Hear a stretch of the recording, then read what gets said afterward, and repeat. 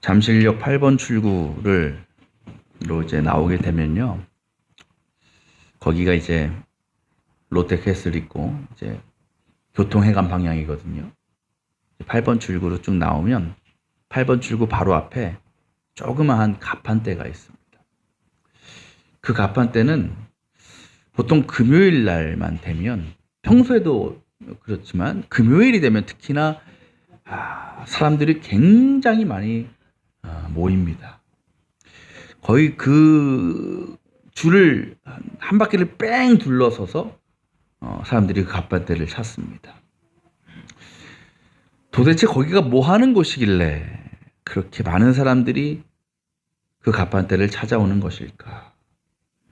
이은혜 집사님 아시죠? 뭘까요, 여러분? 힌트, 그죠?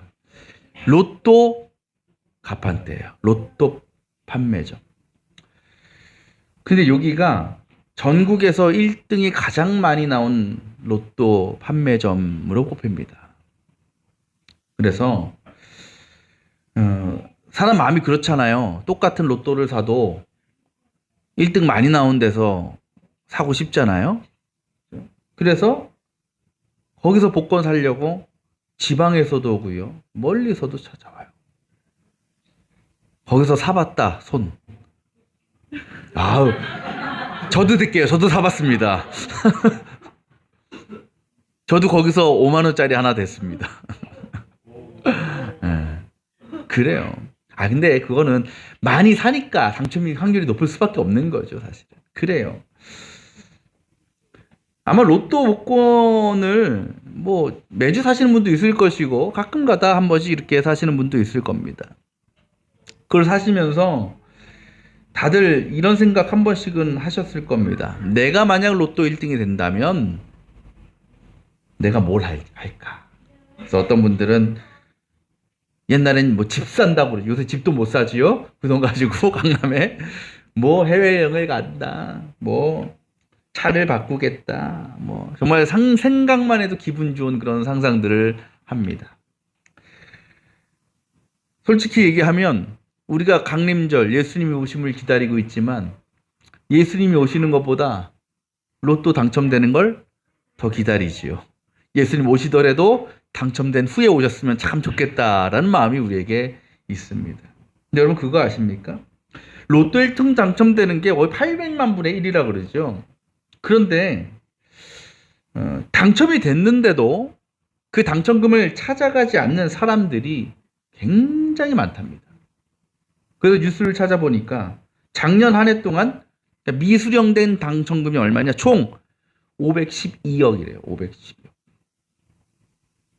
근데 그 중에는 1등 당첨금도 4건이나 들어가 있고 그것만 해도 120억에 이른다고 합니다. 근데 이게 1년이 지나면 복권 기금으로 이제 기속이 된다 그래요. 야, 어떻게 그 어마어마한 금액이 당첨됐는데 왜 그것을 안 찾아가지? 이해가 안 되죠? 이 엄청난 부를 누릴 수 있는 그 기회를 왜 사람들이 놓쳐버린 것일까? 가장 합리적인 의심이 뭐겠습니까? 잃어버렸거나, 그죠? 아니면 사놓고도 기억을 못하는 거지요. 얼마나 안타깝고 원통합니까? 물론 그분들이 내가 1등 당첨된 걸 갖고 있었다라는 것을 알지 모를지 모르지만 굉장히 안타깝죠. 근데 이러한 억울한 일이 우리에게도 일어날 수 있다라는 거죠. 하나님께서 세례 요한을 통해서 이 땅에 메시아가 올 것을 이제 준비시켰습니다. 그때 세례 요한이 전한 메시지 핵심이 뭐였습니까? 뭐 하라고요? 회개하라고요. 그 선포를 듣고 수많은 사람들이 세례 요한을 찾아왔고 회개하였고 세례를 받았습니다. 세례 요한에서 얼마나 기쁠까요? 자신의 선포를 듣고 이렇게 많은 사람들이 찾아와서 하나님 믿겠다고 회개하겠다고 나서니까. 그런데 그런 사람들을 세례 요한은 모두 축복해주고 환영해줘야 되지 않겠습니까? 근데 오늘 말씀을 보면 그렇게 자신을 찾아온 누군가를 향해서 세례 요한은 저주를 퍼붓고 독설을 퍼붓고 있습니다. 당시 세례요한을 찾아온 대부분의 사람들은, 거의 모든 사람들은 유대인들입니다. 유대인들이 어떤 민족입니까? 하나님의 선택을 받았다라고 하는 그 자부심, 선민사상 가운데 자신들만이 하나님의 구원 백성이라고 믿던 민족이었습니다. 그런 그들이 내세우던 자랑거리가 하나 있는데, 그것이 뭐냐? 나는 아브라함의 자손이라는 거죠. 믿음의 조상의 자손이다. 그리고 그것을 통해서 그들은 우리의 조상이 아브라함이기 때문에 그 혈통인 우리는 당연하게 구원을 받는다 라고 믿었습니다. 오늘 그런 그들 향해서 사도 바울은 뭐라고 얘기하고 있느냐? 8절 말씀에 하나님께서는 이 돌들도 아브라함의 자손을 만들 수 있다라고 말하고 있죠. 이 말은 무엇입니까? 그 유대인들이 자랑하고 주장하던 그 혈통적 아브라함의 자손이라는 것은 결코 구원의 조건도 아니고 방법도 아니고, 그것은 하나님께서 아무 돌이나 갖다가 만드실 정도로 절대 구원에 영향을 미치지 못하는 것이다 라는 것을 말씀하고 있는 거죠. 그렇다면 이 유대인들은 왜 세례 요한 앞에 나왔을까? 분명한 것은요, 그들이 진짜 회개하려고, 회개의 세례를 받고 구원 받으려고 세례 요한 앞에 나온 것이 아님은 확실합니다. 왜? 이들은 스스로 자신들은 구원이 보장됐다라고 믿던 사람들이었기 때문이죠. 아브라함의 자손이라는 것 때문에, 선민이라는 것 때문에. 그런 사람들이 못하러 회개를 하겠어요? 못하러 다른 데서 구원을 찾겠습니까? 그러니까 이들이 예수님을, 세례요한을 찾아온 거는 이런 마음인 걸 거예요. 하나님께서 보낸 선지자라고 하니까 한번 얼굴이나 보자. 확인이나 한번 해보고 말씀이나 들어보자. 더 나아가서 저 사람이 진짜 하나님이 보내신 사람이면 저 사람한테 세례를 받는 것 그리 나쁜 것 아니지 라는 마음으로 찾아왔다라는 거죠. 세례요한은 그 마음을 다 알고 있었습니다. 그래서 그들을 향해서 뭐라고 얘기합니까? 7절에 독사의 자식들아라고 책망하고 있는 거죠. 자신들은 아브라함의 자손, 하나의 백성이라고 굳게 믿고 있던 그들에게 오히려 세례요한은 독사의 자식들이라고 이야기하고 있는 겁니다. 여러분, 성경에서 악을 대표하는 동물이 뭡니까? 뱀이죠. 에덴 동산에서 하와를 속여서 인류의 첫 죄악을 범하게 한 것이 뱀입니다. 그때부터 그 시대에서는 이 뱀은 교활하고 악한 본성을 상징하는 동물로 인식되었습니다. 그런데 세례 요한은 뱀도 아니고 독사라는 표현을 써가면서 그들을 책망하고 있는 거죠. 그러면서 너희는 아브라함의 자손이기 때문에 구원받는 것이 아니라 너희는 독사의 자식들이기 때문에 심판과 멸망을 받게 될 것이라고 선언하고 있는 겁니다. 이건 보면 세례 요한이 그 유대인들을 거부하는 것 같지요. 받아들이지 않는 것 같아 보입니다. 그러나 그렇지 않습니다. 지난 시간에 하나님께서 세례 요한을 통해서 전하게 하신 구세주가 이 땅에 오신 목적을 뭐라고 말씀드렸냐면 모든 사람이 하나님의 구원을 보는 것이다 라고 그랬어요. 그러니까 온 인류의 구원을 위하여 메시아가 이 땅에 오셨다라는 거죠. 그렇다면 오늘 말씀에 세례 요한을 찾아온 이 교만하고 교활한 유대인들은 구원의 대상입니까? 아닙니까? 그들도 구원의 대상입니다. 세례 요한의 마음에도요, 지금 그들이 그렇게 교만하고 자신들이 구원받았다고 주장하고 있지만, 그래서 심판과 멸망으로 나아가고 있지만, 그런 그들을 마음을 돌이켜서 예수를 믿도록 회개하도록 만들기를 원하고 있었습니다. 그러면서 이어지는 말씀을 보면 어떻게 해야 너희들이 구원받을 수 있는가? 7절 말씀에 이렇게 말하고 있습니다. 회개에 알맞은 열매를 맺어라 라는 거죠. 회개로 끝나는 것, 잘못을 고백하는 것으로 끝나는 것이 아니라 완전히 예수님께로 돌아가, 주님께로 돌아가 우리의 영혼과 심령과 삶의 본질이 회복되는 것이라고 말씀드렸습니다. 그렇다면 회개한 사람은 반드시 그의 삶에 변화가 나타나야 됩니다. 그 구체적인 것이 무엇인가? 오늘 세례요한을 찾아온 유대인들은요, 세 부류로 구분됩니다. 첫째는 바리새인들, 율법학자들이고요. 두 번째는 세리들이고요. 세 번째는 군인들이었습니다. 그 세례요한의 말을 듣고 이들이 묻는 거예요. 도대체 회개가 무엇입니까? 회개에 알맞은 열매는 어떻게 맺는 것입니까? 그들의 질문에 세례요한은 하나하나 설명해주고 있는 것입니다. 먼저 11절 말씀을 보면 바리새인들 향해서는 이렇게 말하지요. 회개에 알맞은 열매가 무엇이냐? 뭐라 기록되어 있습니까? 속옷을 2번 가진 사람은 없는 사람에게 나누어 주어라. 당시 팔레스타인 지역은 사막지대지요. 그래서 낮에는 덥지만 해가 지면 기온이 급격하게 떨어집니다. 그래서 대부분의 사람들이 속옷을 2겹씩 입었다고 합니다. 그러나 가난한 사람들은 어땠을까요? 속옷이 없는 사람도 많았을 것이고, 또 있어도 아주 낡아 빠지고 해져버린 속옷을 겨우 입었던 사람도 많았을 것입니다. 그런 사람들이 밤만 되면 얼마나 큰 추위에 떨었을까요? 얼마나 고통스러웠을까요? 지금 세례 요한은 바로 그 일, 곧 내가 속옷이 2벌이 있다면 그중 하나를 가난한 이들에게 나누어 주는 것이 회개에 합당한 열매를 맺는 것이다 라고 말하고 있는 것입니다.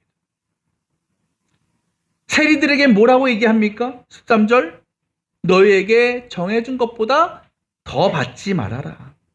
우린 세리를 잘 알죠? 세리가 어떤 사람들입니까?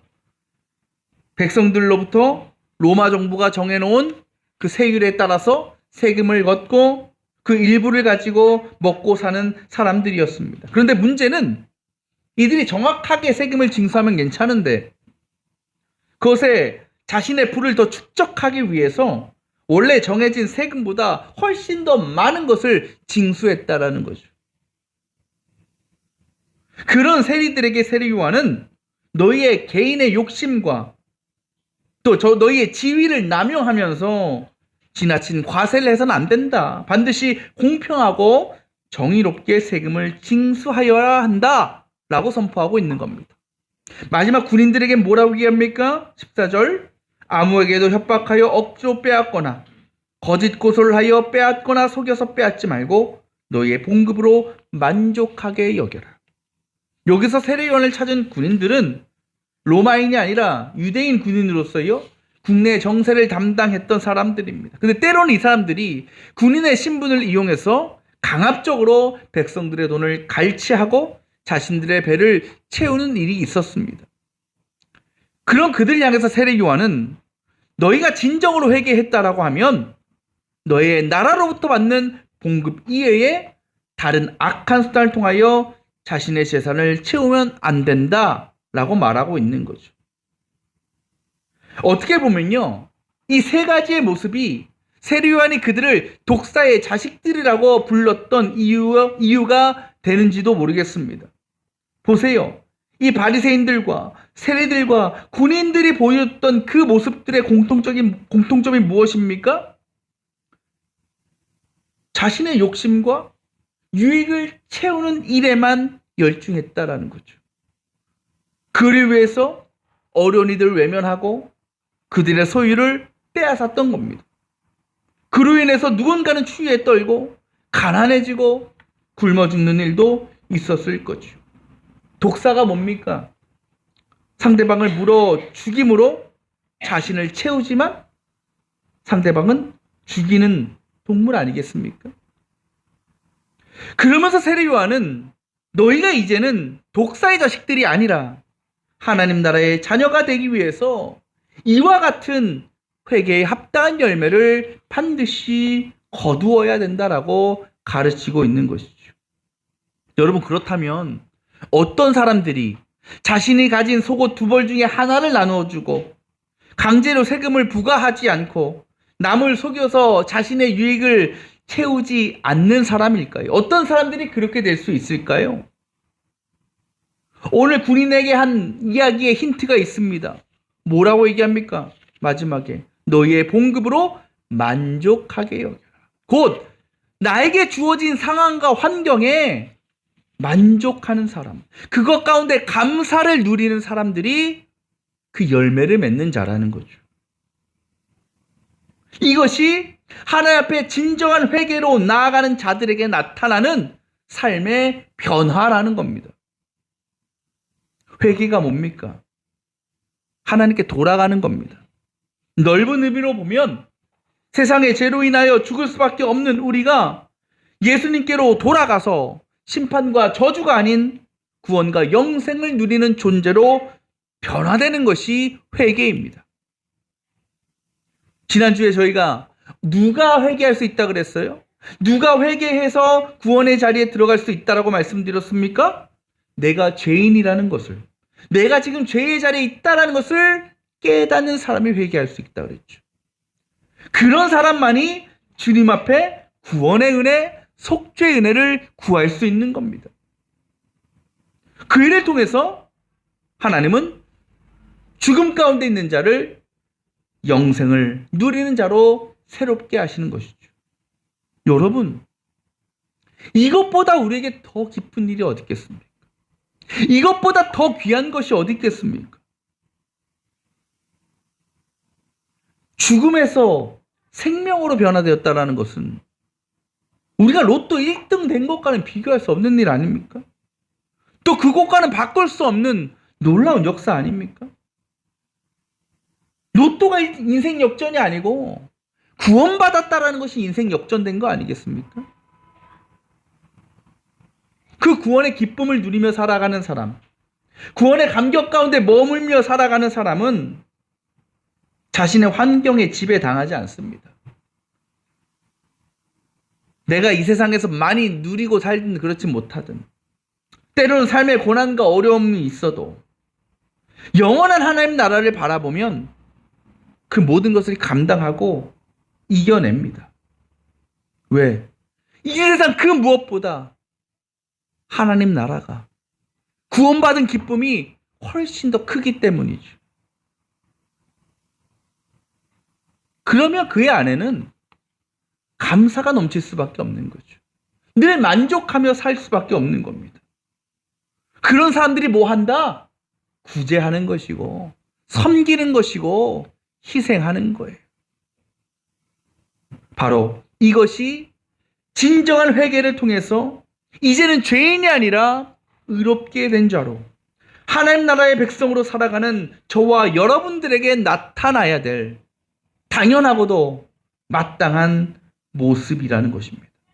그런데 우리가요, 여기서 잊지 말아야 될 중요한 사실이 하나 있습니다. 바로 회개는 일회용이 아니라는 겁니다. 한 번 회개했다고 해서 우리가 완전히 새로워지는 것이 아닙니다. 완전히 변화된 것이 아닙니다. 내가 산 로또 번호가요, 1등 번호와 일치한다고 해서 무조건 그 당첨금을 내가 가져갈 수 있는 것이 아니죠. 어떤 사람이 그것을 가져갈 수 있습니까? 내가 그 복권을 가지고 있다라고 믿는 사람과 또 그것을 간직하고 있는 사람이죠. 누가 그렇게 할 수 있을까요? 당첨 발표 날 때까지, 언제 토요일 8시 30분인가요? 그때까지 당첨에 대한 기대와 소망을 품고 사는 사람이 그 로또를 잃어버리지 않고 소중하게 간직하며 시간을 보낼 수 있는 거죠. 그렇지 않으면요, 산 것도 잊어버리게 되고 어디에 두었는지도 까먹는 겁니다. 그렇게 되면요, 정말 그 번호가 당첨된 번호라고 해도 아무 의미가 없어지는 거죠. 다 헛수고가 되는 겁니다. 하나님의 구원도 마찬가지 아닌가 싶습니다. 지금 저와 여러분들은 분명히 하나님 나라에 들어갈 수 있는 표를 다 가지고 있는 사람들입니다. 하지만 그것만으로 우리의 구원이 완전히 보장된 것이 아닙니다. 결국 주님께서 다시 오시는 날, 주님이 우리를 부르실 그때까지 그 표를 잘 간직하고 있어야 됩니다. 곧 믿음의 자리를 끝까지 지켜나가야 되는 거죠. 그래서 그때가 되었을 때 그 믿음의 자리에서 주님의 부르심을 듣고 응답하며 나아가는 자만이 결국 구원의 영광에 참여할 수 있는 겁니다. 만약 우리가 그 구원의 은혜를 잊어버리고 다시 세상으로 돌아가 죄 가운데 살아간다면 우리는 하나님 나라가 아니라 영원한 멸망과 심판으로 나아갈 수밖에 없는 것이죠. 그렇게 되면 얼마나 억울하겠습니까? 얼마나 비통하겠습니까? 우리가 그렇게 되지 않기 위해서 필요한 것이 무엇이냐? 날마다 회개하는 겁니다.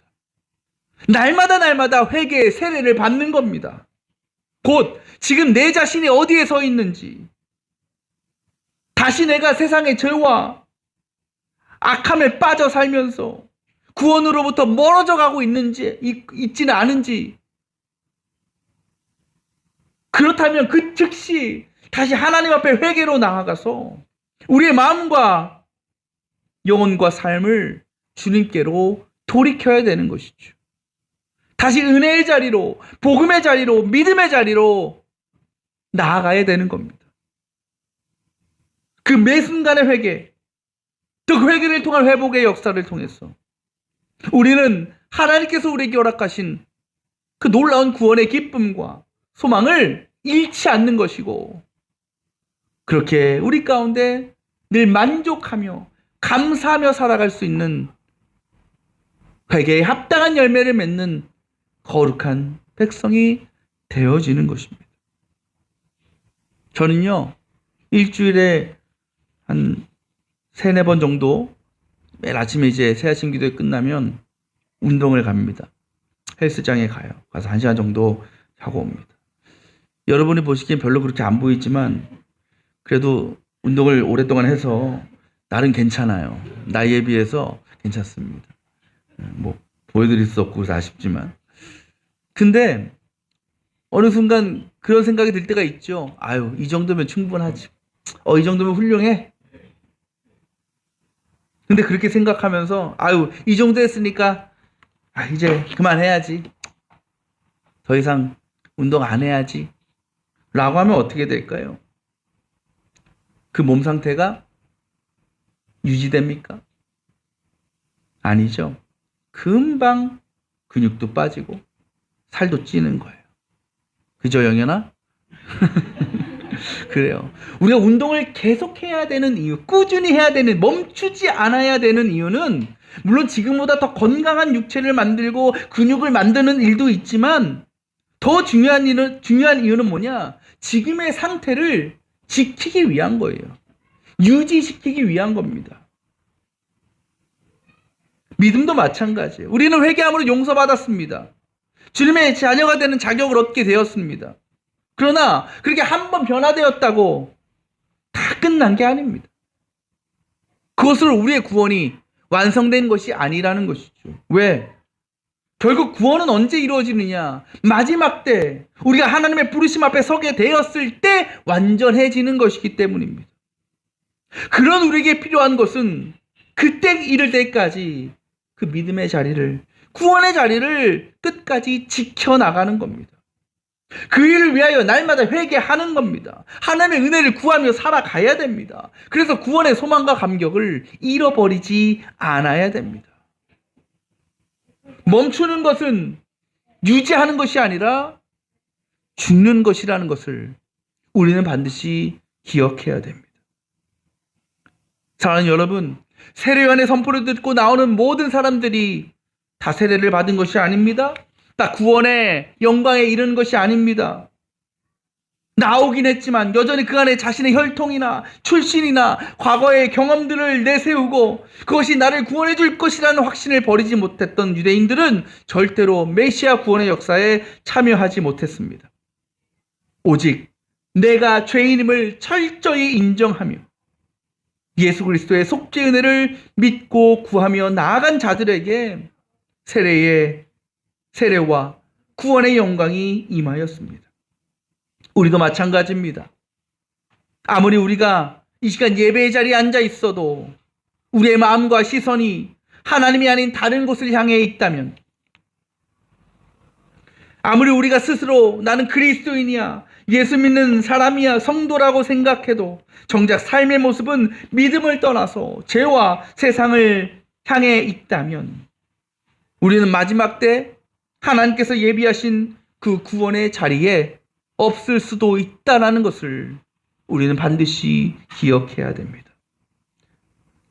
마치 9절에 말씀하신 것처럼 그때 우리는 다 찍혀서 불 속에 던져져 버리는 불행한 인생이 될 수 있다는 것을 우리는 잊지 말아야 됩니다. 바라기는 강림절을 보내는 우리들, 이 시간 주님이 달려 돌아가신 그 십자가에 우리의 모든 죄와 허물을 다 고백하고 못 받고 회개함으로 이 시간 다시 구원의 자리, 믿음의 자리로 돌아갈 수 있기를 바랍니다. 로또 1등이 당첨되는 것보다, 사업이 성공하는 일보다, 높은 자리에 오르는 일보다 하나님께서 죄인된 우리에게 허락하신 천국과 영생을 누리며 사는 것이 저와 여러분에게 더욱 귀하고 복되고 기쁜 일이 되시기를 원합니다. 그렇게 날마다 구원의 소망, 구원의 기쁨 우리가 늘 누리며, 그래서 하나님의 백성으로서의 자격을 끝까지 지켜나가며 언젠가 주님 부르심을 받게 되는 그날 다 같이 만나 영원한 행복과 평안 가운데 거할 수 있는 우리 모든 머릿돌교회 성도들이 다 되시기를 주님의 이름으로 축원합니다.